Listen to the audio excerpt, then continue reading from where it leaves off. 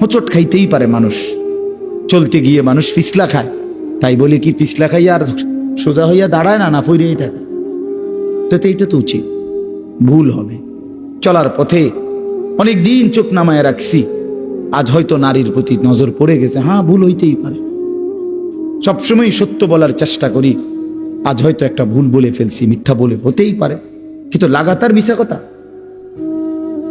বুঝছেন আমার কথাটা? প্রত্যেক দিন মিশা কথা, প্রতিদিন বুঝি মানুষের সুদ খায়, প্রতিদিন বুঝি ওজনে কম দেয়, প্রতিদিন বুঝি কাস্টমারের ঠকা। এটা কি মুসলমান? এ কেমন ধরনের পাপী? 30 বছর বুঝি প্রত্যেক দিন টেলিভিশন চলবে আপনার ঘরে, প্রতিদিন আপনার ঘরে নিয়ম মাফিক নাচ গান নর্তকের ছবি চলবে। আপনাদের আখিরাত নাই? আপনার বিবি বাচ্চার আখিরাত নাই? তো এরা মরলে কোথায় যাবে? এদের পরিণতি কি হবে? আর আমি বাবা হিসাবে, অভিভাবক হিসাবে কি দায়িত্ব পালন করলাম?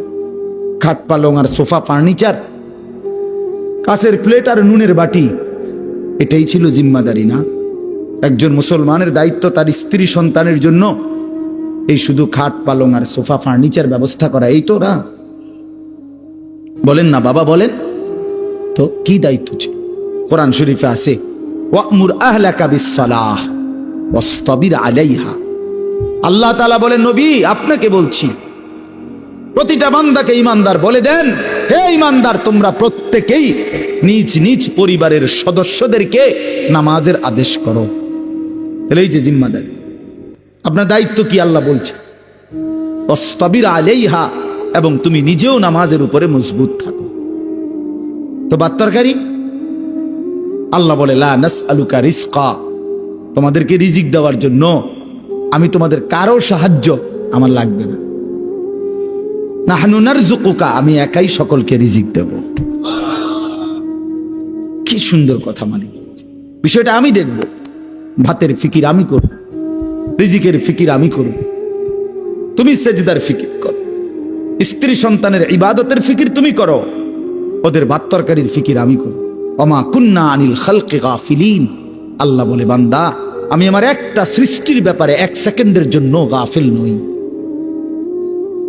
7 তবক জমিনের নিচে যেই পিঁপড়া হাঁটে, 7 আসমানের উপরে যেই ফেরেশতা হাঁটে, আমি দুইটাকেই সমান নজরে দেখি, একই মুহূর্তে দেখি, একই মুহূর্তে দেখি। হিমালয়ের চূড়ায় আমি যখন আমার সৃষ্টি মাখলুকের রিজিক পৌঁছাই, আটলান্টিক মহাসাগরের গভীরেও তখনই রিজিক পৌঁছাই। আমি আল্লাহ, তুমি আমার কি মনে করছো? ওয়া ইম মিন শাইইন ইল্লা ইনদানা খাযাইনুহু, আল্লাহ বলেন আমার কাছে কোনো কিছুই স্টক সীমিত নয়, বরং খাজাইন, সমস্ত কিছু আমার কাছে ভান্ডারে ভান্ডারে ভান্ডারে ভান্ডারে ভান্ডারে ভান্ডারে। তুমি মনে করছো নাকি তাড়াতাড়ি আইয়ে সিরিয়ালে দাঁড়ানো শেষ? এগো না না, ওমা নুনাজ্জিলুহু ইল্লা বিকদারিন মালুম, আল্লাহ বলেন আছে তো আমার কাছে ভান্ডারে ভান্ডারে, কিন্তু আমি নাজিল করি পরিমাণ মতো করে, একসাথে সব না, পরিমাণ করে। বুঝেন নাই?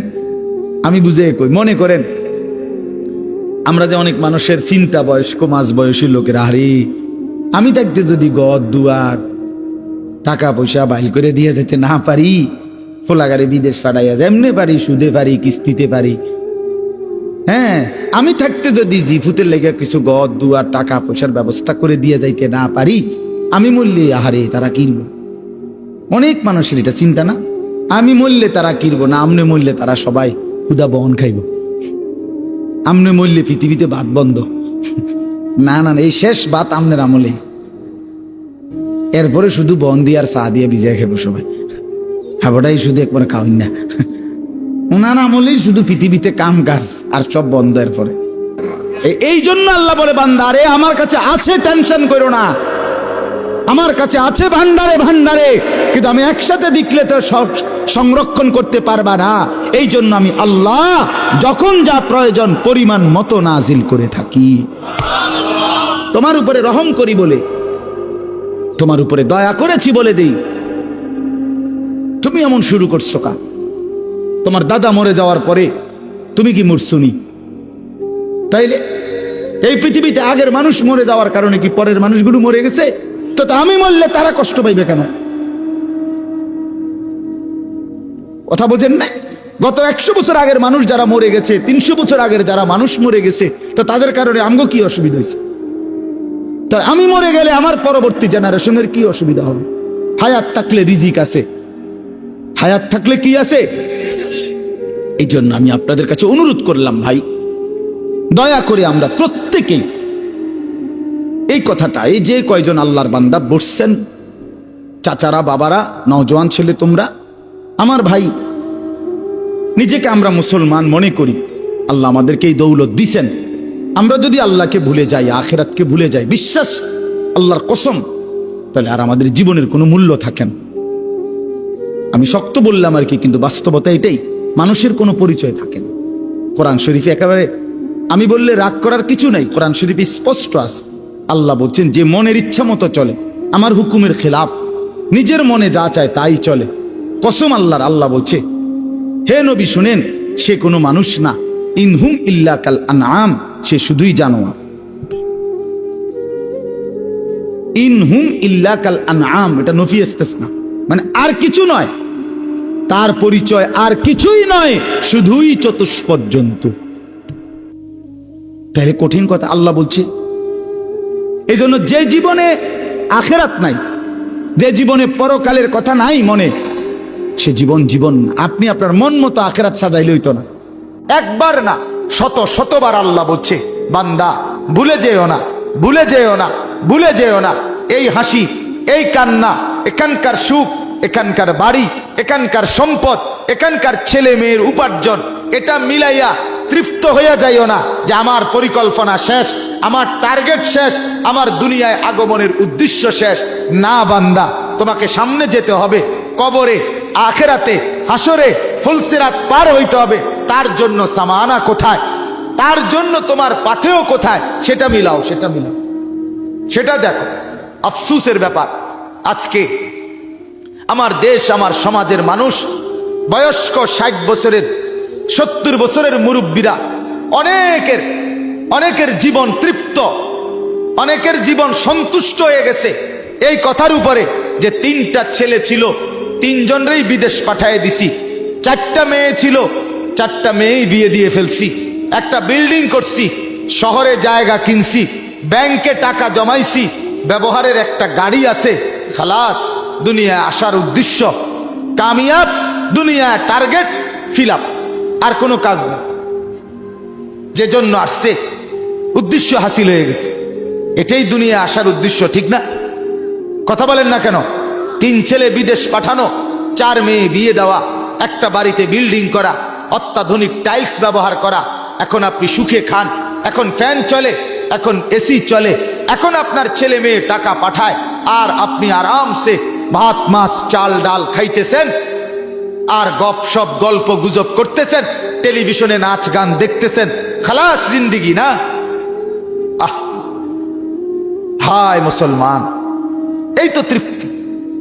বুড়ো মানুষের চা দোকানের আড্ডা দেখলে, বয়স্ক মানুষের চা দোকানের আড্ডা দেখলে বুঝাই যায় উনি তৃপ্ত, ওনার মূলত কোনো টেনশন নেই, কোনো টেনশন নেই। চা দোকানে বসে বসে গপ মারে, সিগারেটের পর বিড়ি খায়, টেলিভিশনের নাচ গান দেখে, আরামসে আরামসে বসে আছে। তার মানে মরবে, পরকাল আছে, এই ভাবনাই নাই, এই ভাবনাই। আহ, আল্লাহ আমাদেরকে বুঝ দান করেন, আল্লাহ আমাদের কলিজার মধ্যে ফিকির দান করেন। আখেরাতের ফিকির ছাড়া জিন্দিগির কোনো মূল্য নাই, আল্লাহ এটা বলছে। এখন কি আল্লাহর নবী সাল্লাল্লাহু আলাইহি সাল্লাম ঘুম থেকে উঠে উম্মতকে শিখাইছে, উম্মত একবার ঘুমাইছিলা, মরেই গেছিলা, আবার যখন ঘুম থেকে চোখ মেললা, পৃথিবীর আলো বাতাস আবার দেখলা, আল্লাহকে জানায় দাও আলহামদুলিল্লাহিল্লাযী আহইয়ানা বাদা মা আমাতানা। মাওলা, আপনার শুকর মাওলা, আমি তো মরেই গেছিলাম, আপনি আবার হায়াত দিয়ে আমাকে বাঁচিয়ে দিলেন। তবে আমি জানি মাওলা, এই মরা আর বাঁচার খেলায় একদিন ঠিকই ওয়া ইলাইহিন নুশুর, আপনার কাছে ফিরে যেতে হবে, ফিরে যেতে হবে। প্রতিদিন চোখ বন্ধ হয়, আবার চোখ আপনি মেলে দেন, মাওলা আমি জানি তবে এটাও জানি একদিন ঠিকই শুধু বন্ধ করবেন আর খুলবেন না, আপনার কাছেই নিয়ে যাবেন। ইলাইহিন নুশুর। প্রত্যেক ঘুম থেকে জেগে আল্লাহর নবী আল্লাহর কাছে ফিরে যাওয়ার কথা আল্লাহর কাছে নতুন করে মনে করাইতেন, নবায়ন করে নিতেন, নবায়ন করে নিতেন। তাহলে আমাদের প্রতিদিন ফিকির করা উচিত, মাওলা আপনার কাছে ফিরতে হবে, আল্লাহর কাছে ফিরতে হবে। অতএব এই কথাটা আল্লাহ তাআলা মনে করাই দিছেন, আমার দুনিয়া ভোগ করো, আমার জমিন ব্যবহার করো, আমার দেওয়া রিজিক উপভোগ করো। আমি দিয়েছি স্ত্রী, আমি দিয়েছি ছেলে, আমি দিয়েছি মেয়ে, আমি দিয়েছি আলো বাতাস রোদ বৃষ্টি, আসমান জমিন চন্দ্র সূর্য গ্রহ নক্ষত্র, ক্ষেত ফসল ফল ফসল আল্লাহরই দেওয়া। আল্লাহ বলে সবটা নেও বান্দা, শুধু মনে রাখো আবার আসতে হবে, আমার কাছে ফিরতে হবে, আমার কাছে ফিরতে হবে। এটা যদি ভাবি, কলিজার মধ্যে রাখি, তাইলে আর গুনাহ হবে না, আর হারাম হবে না, আর নাফরমানি হবে না। কারণ আমাকে যে যেতে হবে, আমাকে যে হিসাব দিতে হবে, আল্লাহর কাছে যেতে হবে। বলেন হিসাব দিতে হবে কিনা? বলেন, বলেন না সবাই, দিতে হবে কিনা? বলেন আল্লাহর কাছে যেতে হবে কিনা? বলেন না, একটা একটা হিসাব দিতে হবে, একটা একটা। ওয়াকুল্লুহুম আতিহি ইয়াউমাল কিয়ামাতি ফারদান। আল্লাহ বলছেন কোরআনে, কিয়ামতের দিন তোমাদের প্রত্যেককে আসতে হবে একজন একজন করে, একজন একজন, একজন একজন করে, বাপ একজন একজন আল্লাহর সামনে দাঁড়াইতে হবে। ইন্নাল্লাহা সাইয়ুকাল্লিমু, নবী বলছে নিশ্চয়ই আল্লাহ প্রত্যেকের সাথে পৃথক পৃথক কথা বলবেন, একজন একজন করে কথা বলবেন। আল্লাহ তাআলা কথা বলবেন, আল্লাহর কাছে দাঁড়াইতে হবে, আল্লাহ তাআলার মুখোমুখি হইতে হবে। রব্বুল আলামিন বলেন আহসাহুল্লাহ ওয়া নাসুহু, তুমি ভুলে গেছো জিন্দেগি, আমি গুনে গুনে রাখছি, গুনে গুনে। ওয়া কাফা বিযুনুবি ইবাদি খাবীরাম বাসীরা, বান্দা তোমার প্রত্যেকটা গুনার হিসাব রাখার জন্য আমি একাই যথেষ্ট। আমি পাই পাই হিসাব রাখছি, রাত কিংবা দিন, সকাল কিংবা দুপুর, আলো কিংবা অন্ধকার, একাকী কিংবা প্রকাশ্য, আমি সারাক্ষণ ছিলাম, আমি ছিলাম, আমি দেখছি, আমি দেখছি, আমি খবর রাখছি, আমি খবীর, আমি বসির, আমি আলিম, আমি সামিআ। আস্তে যা বলেছ তাও শুনেছি, জোরে যা বলেছ তাও শুনেছি, চোখের বাঁকা চাহনিতে যা দেখছো তাও আমি জানি, অন্তরের ভিতরে যা গোপন রাখছো আমি তাও জানি, পাতা পড়লেও আমি জানি, তোমার নিঃশ্বাস পড়লেও আমি জানি। সাতবক জমিনের নিচে যেই পিঁপড়া হাঁটে আমি তাকেও দেখি, সাত আসমানের উপরে যে ফেরেশতা হাঁটে আমি তাকেও দেখি। আমার থেকে তুমি আড়াল করবে কিভাবে? আল্লাহর থেকে আড়াল করবেন কিভাবে বাপ? অতএব দয়া করে আজ রাত গভীরে আপনাদের কাছে এটাই আবেদন, আখিরাতের ভাবনা পাবেন, গুনাহ ছেড়ে দেন, হারাম ছেড়ে দেন, হারাম ছেড়ে দেন বাপ। দুনিয়া কাফেররা নিয়ে নেক রে বাপ, দুনিয়া কাফেররা নিয়ে নেক। ইহুদিদেরকে দুনিয়া দিয়ে দেন, খ্রিস্টানদেরকে দুনিয়া দিয়ে দেন, হিন্দুদেরকে দুনিয়া দিয়ে দেন, বৌদ্ধদেরকে দুনিয়া দিয়ে দেন, নাস্তিকদেরকে দুনিয়া দিয়ে দেন, মুরতাদদেরকে দুনিয়া দিয়ে দেন। ইমানদার আপনি জান্নাত থেকে নিয়ে নেন, আখিরাত থেকে নেন। হযরতে ওমর রাদিয়াল্লাহু তাআলা আনহু একদিন নবীজির ঘরে ঢুকে দেখছে একটা চাটাইয়ের মধ্যে আল্লাহর নবী সাল্লাল্লাহু আলাইহি সাল্লাম শুয়ে আছে, শুধু চাটাইয়ের উপরে। ওয়াকাদ আসসারা ফি জামবি, চাটাইয়ের দাগ, আল্লাহর নবীর দেহ মুবারকের মধ্যে দাগ পড়ে গেছে। মাথার নিচে একটা খেজুরের ছাল দিয়ে বানানো বালিশ, আর একটা চামড়া ঝুলানো, আর কিছু ছাতু পাউডারের মতো পায়ের কাছে রাখা, যেগুলো পানি দিয়া গুইলা খাবে। হযরত ওমর ঘরের মধ্যে চারটা জিনিস দেখছে, একটা চাটাই, একটা খেজুরের ছালের বালিশ, একটা চামড়া, আরেকটা ছাতু অল্প কিছু খাবারের জন্য। হযরত ওমর অজরে চোখের পানি ফেলে কাঁদতে শুরু করছে। আল্লাহর নবী বললেন, মা ইয়াবকিকা ইয়া ওমর, ওমর কে তোমারে কাঁদালো, কাঁদতেছো কেন? হযরত ওমর বললেন, ইয়া রাসূলুল্লাহ লিমা লা আবকি, আমি কাঁদবো না কেন? আপনার এই দৃশ্য দেখে না কেঁদে থাকি কেমনে, না কেঁদে থাকবো কেমনে? রোমের বাদশাহ, পারস্যের বাদশারা রেশমের কাপড় পরে, স্বর্ণ রৌপ্যের গালিচার মধ্যে বিছানায় শোয়, আর আপনি শ্রেষ্ঠ রাসূল, সাইয়্যিদুর রাসূল, মুসাদ্দিকুর রাসূল, নবিয়ুল আম্বিয়া, নবিয়ে দু জাহাঁ, নবী দো শাহ, নবী দো আলম, ফখরে মৌজুদাত, কায়নাতের সরদার আপনি। আপনার এই হালাত দেখে আমি কাঁদবো না কেন? আল্লাহর নবী, হাদিসের মধ্যে আছে, আল্লাহর নবী বললেন, ওমর, আমা তারদা আন তাকুনা লানাল আখিরাহ ওয়ালা হুমুদ দুনিয়া। ওমর, তুমি কি এতে খুশি হবা না আমরা আখিরাত থেকে নেব, ওরা দুনিয়া থেকে নেয়? ওরা দুনিয়া নিয়ে নেক, আমরা আখিরাত থেকে নেব। হযরত ওমর চোখের পানি মুছে বললেন, ইয়া রাসূলুল্লাহ, আমি রাজি, আমরা আখিরাত থেকেই নেব, ওরা দুনিয়া দিয়ে দিলাম। ওয়ালাউলা আন ইয়াকুনা আন-নাসু উম্মাতান ওয়াহিদা লাজআলনা লিমান ইয়াকফুরু বির-রাহমান সুকুফাম মিন ফিদ্দা। আজীব আয়াত কোরআনের এটা। আল্লাহ বলে, শোনো বান্দা, ওই বান্দার শোনো, আমি না চাইছিলাম কাফের বেঈমানকে ঘর বাড়িগুলো শুদ্ধা স্বর্ণ রৌপ্য দিয়ে দুনিয়ার ঘর বাঁধাই করে দেই, দুনিয়া তারে দিয়ে দেয় পুরাটা, তোমারে জান্নাত পুরাটা দিয়ে দেব। ইমাম ইবনু রজব হাম্বলি রহমতুল্লাহ আলাই তার কিতাবের মধ্যে লিখছেন, প্রতিটা দিন, খেয়াল করে শুনেন, প্রত্যেকটা দিন দুনিয়াবাসীকে ডেকে বলে, হে দুনিয়াবাসী, আমি শুধু আজকের জন্যই, একবারের জন্যই পৃথিবীতে এসেছি, কিয়ামত পর্যন্ত আর আসবো না। হে দুনিয়াবাসী, আমারে নষ্ট করো না, বরবাদ করো না, আমারে কাজে লাগাও।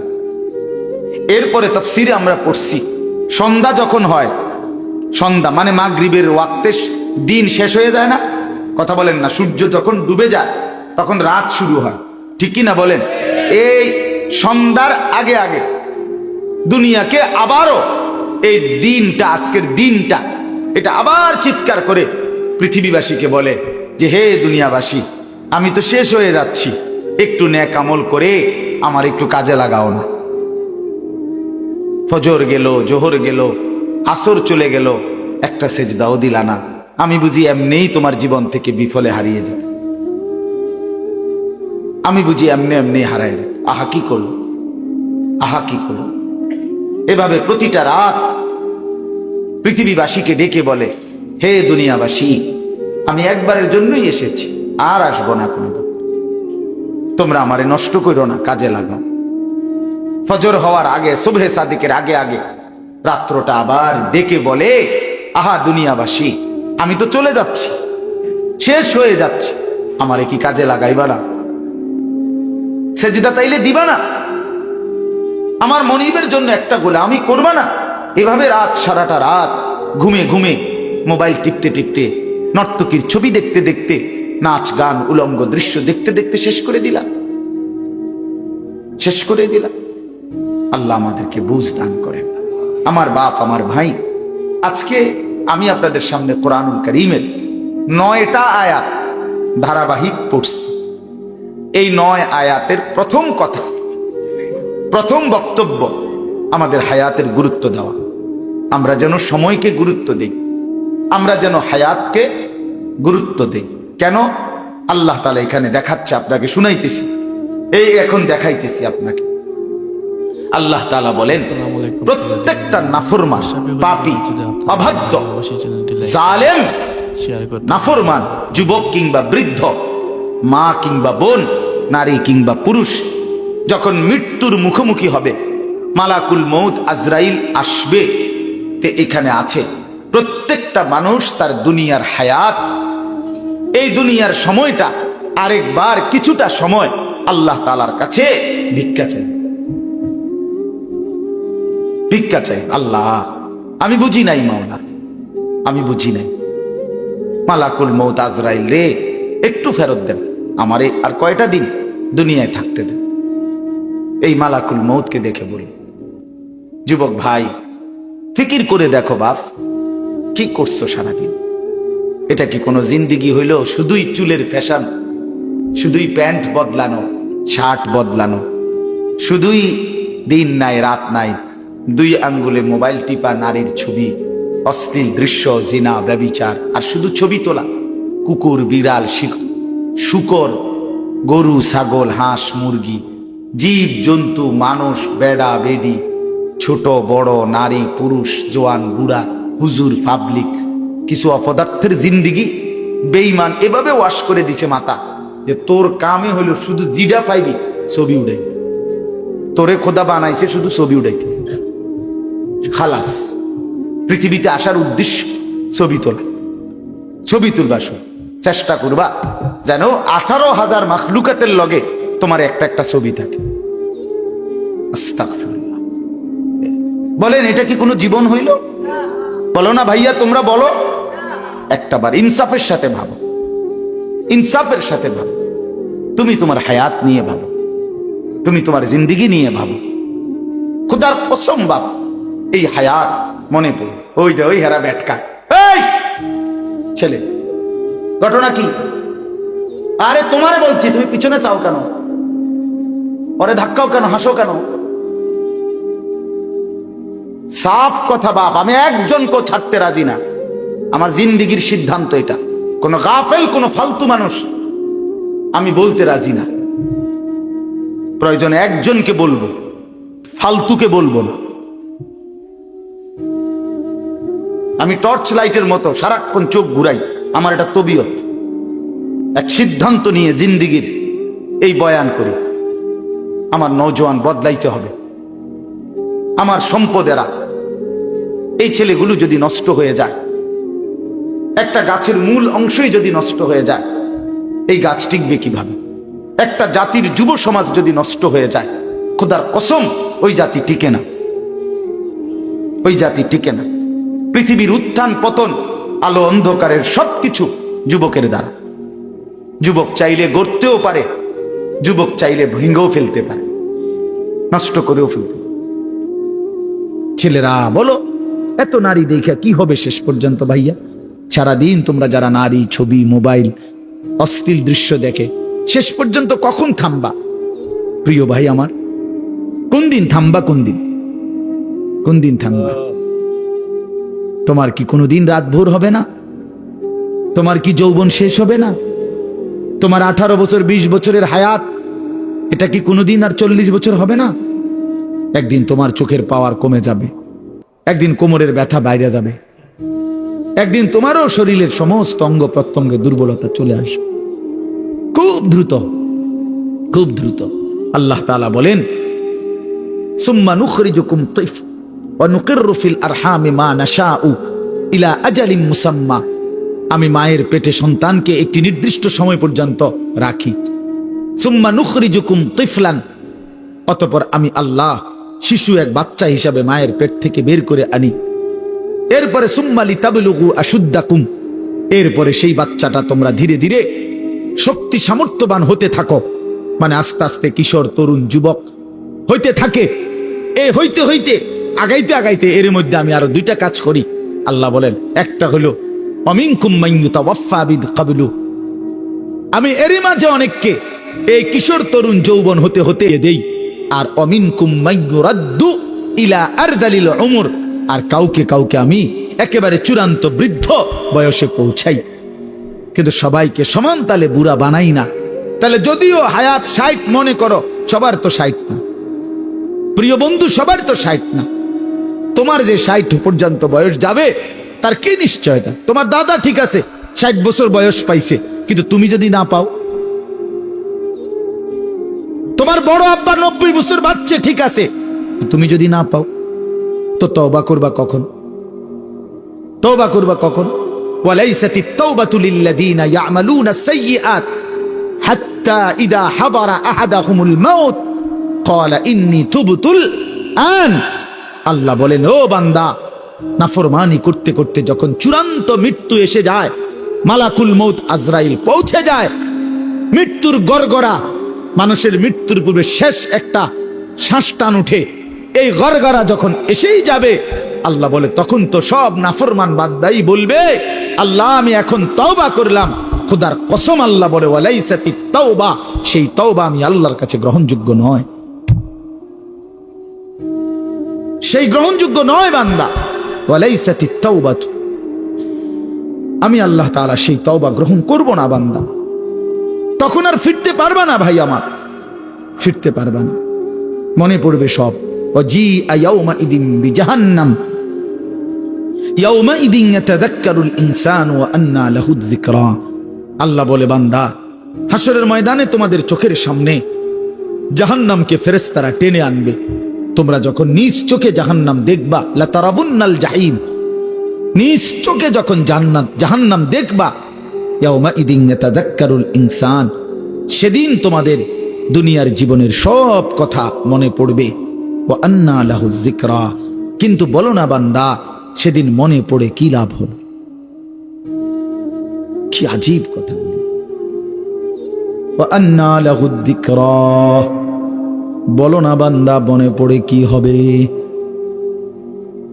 সেদিন বুঝে লাভ কি হবে?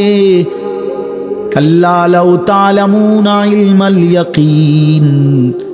আজকে যদি কোরআন থেকে শুনে, রাসূলের হাদিস শুনে, উলামায়ে কেরামের নসিহত শুনে আজকে যদি বিশ্বাস করতা, কত না ভালো হতো। এটা কোরআনের আয়াত। আল্লাহ বলেন, আজ যদি বুঝতা বান্দা, তাহলেই খুব ভালো হতো। কিন্তু একদিন তো দুই চোখে জাহান্নাম দেখবা, নিজ চোখেই দেখবা বান্দা, সেদিন সব বুঝবা, কিন্তু লাভ কি হবে? ইয়াউমা ইউকশাফু আন সাকিন ওয়া ইউদআউনা ইলাস সুজুদি ফালা ইস্তাতিউন।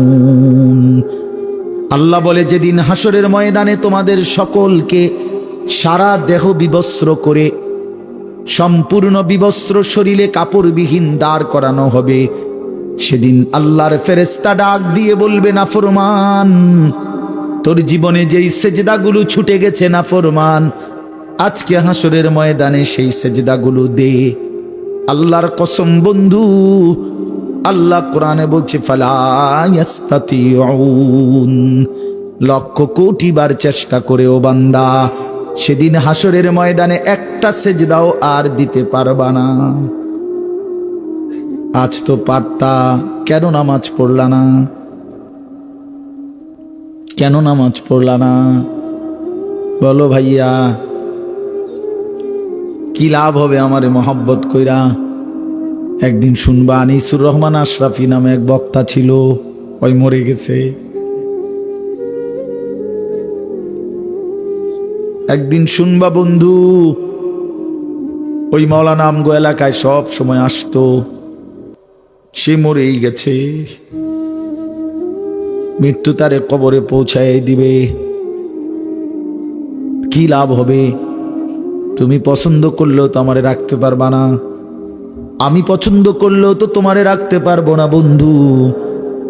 সব তো মালিকের কবরে চলেই যেতে হবে। হাত্তা যুরতুমুল মাকাবির, আল্লাহ বলে, একটা সময় তো কবরেই পৌঁছে যাবা। কাল্লা সাউফা তা'লামুন, তখন বান্দা কবরে সেই জানতে পারবা নাফরমানির পরিণতি কি। নাফরমানির পরিণতি কি? আল্লাহ আমাকে বুঝদান করে। নাফরমান জাহান্নামী তখন বলবে, আল্লাহ, আমার দুর্ভাগ্য আমার কপালের উপরে লেগে গেছে, আমি বড় মন্দ কপাল, আমি বুঝি নাই। আমার দুর্ভাগ্য আমার উপরে প্রভাব বিস্তার করেছে। অকুন্না কওমান দাল্লিন, আমি পথভ্রষ্ট সম্প্রদায়ের অন্তর্ভুক্ত ছিলাম। আল্লাহ, ভালো মানুষ আমি পাই নাই, নেককার মানুষ পাই নাই, চরিত্রবান মানুষের সংস্পর্শ পাই নাই, কিছু অসভ্য মানুষের সাথে চলছিলাম, ফলে আজ নাফরমানির জিন্দেগিতে ভেসে গেছিলাম। মাওলা, আমার দুর্ভাগ্য মাওলা। রব্বানা আখরিজনা মিনহা, এ কথা বলে নাফরমান জাহান্নামী আবার বলবে, মাওলা দেন না, দেন আমারে জাহান্নাম থেকে একটু বের করে দেন, আমারে দুনিয়ায় যেতে দেন না মাওলা, আমি পারছি না মাওলা, এই আগুন আমি সইতে পারছি না, এবার দেন না। আবার বলছি মাওলা, আবার দেন। ফাইন উদনা ফাইন্না যালিমুন, আমি যদি এবার গেলে নাফরমানি করি তা আমি আসলেই জালেম, আপনি আমারে তখন ডবল রিডবল শাস্তি দিয়েন, এবার ছেড়ে দেন। তখন শেষ আয়াত, আল্লাহ তখন বলবে, ক্বাল আখসাউ ফিহা ওয়ালা তুকাল্লিমুন, আল্লাহ বলবে, নাফরমান তুই জাহান্নামেই পড়ে থাক, আর একটা কথা বলবি না। ওয়ালা তুকাল্লিমুন, আর কোনো কথা বলবি না, চুপ। আমরা যেমন রাগ করলে বলি না, একদম চুপ, এক একটা কথা বলবি না বেটা, খারা এনে বলি কিনা? এই আল্লাহ বলবে পড়ে থাক বেঈমান নাফরমান জাহান্নামে, ওয়ালা তুকাল্লিমুন, আর কোনো কথা বলবি না, একটা কথা নাই। তাফসীরে মাআরিফুল কোরআন স্পষ্ট লিখছে, আল্লাহ যখন কোনো জাহান্নামীকে এটা বলে ফেলবে যে তুই আর কথা বলবি না, খোদার কসম, তখন ওই জাহান্নামী আর মানুষের মতো শব্দ করতে পারবে না, তার জবান থেকে তখন কুকুর কিংবা গাধার মতো নিকৃষ্ট আওয়াজ বের হবে। আল্লাহ আমাকেও মাফ করে দেন, আমাদের প্রত্যেককে মাফ করে দেন। আল্লাহ তাআলা আজকের মাহফিল কবুল করেন। আজকে আপনাদের আমাদের সবাই যেন সময়কে কদর করি। যুবক ভাই, মোবাইলের আসক্তি ছেড়ে দাও, জিন্দিগি কাজে লাগাও, 5 ওয়াক্ত নামাজ পড়ো, ফজরের নামাজ পড়ো। বাবা চাচারা জিন্দিগি সুন্দর করেন, মা বোনরা হায়াতকে কদর করেন, পর্দা পুশিদার জিন্দিগি পালন করেন। আল্লাহ তাআলা তৌফিক দান করেন। কিছু বলবো? হ্যাঁ জি, আমার বাপ দয়া করে, এখন তো এশার নামাজের বিরতি, এশার নামাজের পরে আবার যথারীতি ইনশাআল্লাহ বয়ান হবে। বিশেষ করে আমার আজকের এই মাহফিলের যিনি প্রধান বক্তা, আপনারা সবাই জানেন, আমার পরম শ্রদ্ধেয় বড় ভাই, আমার অভিভাবক, আমার মুরব্বী, যে আমারে কোলে পিঠে করে পড়ালেখা করাইছে, তিনি আমার শুধু ভাই না, আমার আপন বড় ভাইও। আমি ভাইয়ার কাছে সরাসরি ছাত্রের মতো পড়ালেখা করছি, ছাত্র হিসাবে। ভাই আমারে ছোটবেলায় কোলে করে বাসের সিটে বসায় নাই, কোলে বসাইয়া নোয়াখালী লক্ষ্মীপুর টুমচর মাদ্রাসায় ক্লাস 5-এর পরে দিয়ে আসতো, আবার ভাইয়া আনতো গিয়া ব্রাহ্মণবাড়িয়া দিয়ে আসতো। মানে এত ছোট ছিলাম যে সিটে বহাইতো না, কোলে বইতাম ভাইয়ের। সেই বড় ভাই আলহাজ হজরত মাওলানা মাহবুবুর রহমান আশরাফি দামাত বারাকাতুহুমুল আলিয়া, ভাইয়াও ইনশাআল্লাহ বয়ান করবে। আপনারা এশার নামাজের পরে আবার যথারীতি সবাই জমে বসবেন, বলেন ইনশাআল্লাহ। এখন একটা অনুরোধ হইল, নওজোয়ান ছেলে, তোমরা যারা এশার নামাজ না পড়ে এখন ভাগ্যে যাই বাগায় এদিক সেদিক, তোমরা কদ্দুর হাত উঠাইলে তোমগুলো লাগে আলাদা একটু দোয়া করতাম, একটু হাত উঠাও। যারা এশার নামাজ পড়তা না, না না অনেকে পড়বে না, আমার এটা বুঝ আছে না, আমরা বেনামাজি দেখতে দেখতে আছে কি নতুন দেখিনি, তাইলে অপদার্থ দেখতে দেখতে একটা আইডিয়া আছে না, হাত উঠাও ভাই। নামাজ পড়তা না এরম অসভ্য যারা, তারা একটু হাত উঠাইলে তোমরা, আন্নালে ছবি উঠে রাখো তো। কাজে দয়া করে এমন জঘন্য কাজ কেউ না করে, আজকের এশা থেকেই শুরু হোক পরিবর্তন, ঠিক আছে ইনশাআল্লাহ। আল্লাহ তাআলা প্রত্যেককে তৌফিক দান করেন। একটা ছেলেও এদিক সেদিক যায়ও না বাপ। এশার নামাজের জন্য প্রস্তুতি নিয়ে অজু করে নামাজে সেজদা দাও। যে কপালে সেজদা, খোদার কসম সে কপাল ভাগ্যবান, সে কপাল ভাগ্য। আর নাই তো ওই যে আয়াতে আছে, রব্বানা গালাবাত আলাইনা শিকওয়াতুনা, জাহান্নামী বলবে আল্লাহ আমার কপালটা বড় বদনসিব, আমার মন্দ কপাল। আল্লাহ আমাদেরকে মাফ করে দেন। আমার চাচা জনাব আলহাজ মফিজউদ্দিন ভূঁইয়া সাহেবকে আল্লাহ তাআলা কবুল করেন, মাদ্রাসাকে আল্লাহ তাআলা কবুল করেন, আপনাদের সবাইকে আল্লাহ তাআলা ভরপুর বরকত দান করেন, আমিন। সুবহানাল্লাহি ওয়া বিহামদিহি। আসসালামু আলাইকুম দিনী বন্ধুরা, আপনাদের যদি আশরাফি হুজুরের ওয়াজ ভালো লাগে অবশ্যই চ্যানেলটি সাবস্ক্রাইব করবেন। ধন্যবাদ।